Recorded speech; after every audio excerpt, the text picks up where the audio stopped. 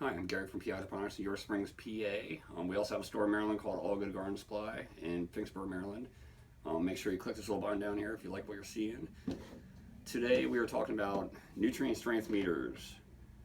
These things are called lots of different things. EC, which is electrical conductivity. PPM pens, which is parts per million. You got TDS, which is total dissolved solids. They all measure how strong your nutrient is, or they can test your water at home. You do lots of things with this just to know where you're at. It comes in handy, especially hydroponics. I honestly don't use these a lot like I used to. I mainly use them in the store when I'm testing new products to see how high up they're getting. But your PPM levels, your nutrient strength levels really can teach you a lot when you're monitoring your plants.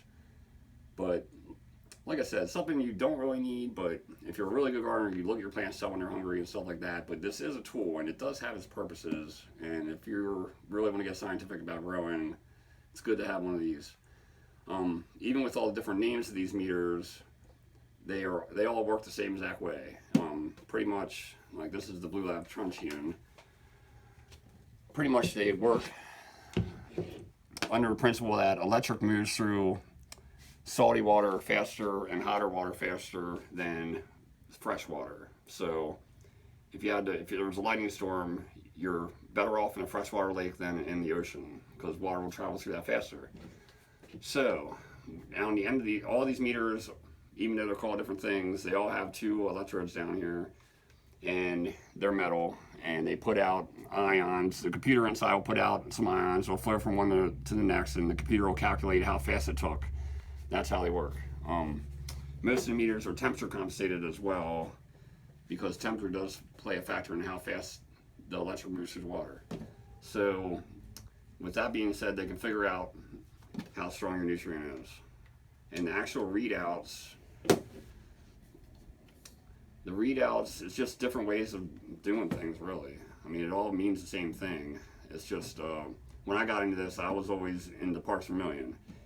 And now that I've been running the store for almost 10 years, EC is the way I would have gone. What happened with the PPM scale, the total dissolved solids, is about 5 years ago, I started noticing that there's another scale. There's a 500 scale, and there's also a 700 scale. A lot of the feeding schedules that we have don't really specify which scale it is, and we had questioned some of the companies and found out that they're using 700 scale, which is why their numbers are so high. EC is pretty much EC. So if you can get used to the EC, then that's what you should stick to. I wish I would have done that in the very beginning. There is a really cool little trick with EC though. Pretty much if you take an EC number and times it by 50, it'll give you the PPM number. So say if you're running an EC of 1.2, you times that by 50, it's 600 parts per million. So that's an easy way to figure out the conversion. Calibrating these meters, you don't need to really calibrate them much at all. I tell my customers every few months it's good to just check. All the different meters do have different calibration solutions. So no matter what you get, check your box, make sure the instructions, make sure you got the right one for that. Like Hannah's got a 1413, they've got the 1382, they also have a 1500, which I think is over on the shelf. Blue Labs uses a 1385,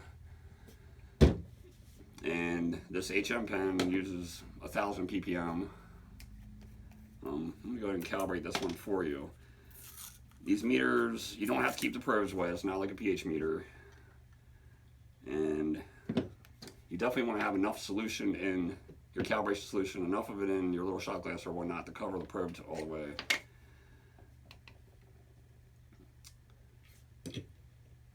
So we just filled into this one here. It's saying 531, 537. So I'm gonna go ahead and hit the calibration button on there. I'm just gonna hold it in. It'll set itself to 1000, we hope. And all these different meters are a little different with calibration, so you wanna keep an eye on that. The Truncheon meter, this thing never needs to be calibrated. There's no way to calibrate it. It's commercial made. Like if you want to just get a nutrient strength meter and you don't ever have to worry about it, this is it, done.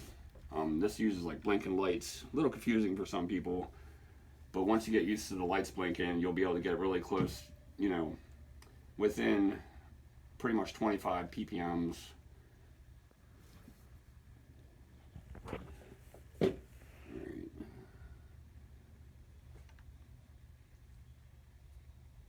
This one's taking a good old time calibrating. The truncheon probe in particular has this removable cap.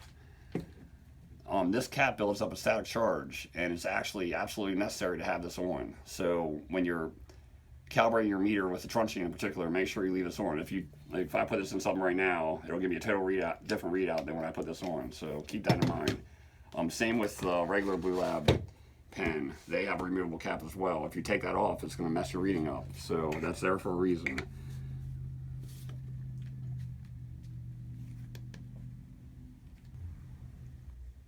Alright, so we got this calibrated. The only thing to really clean on these things is your electrode tips here.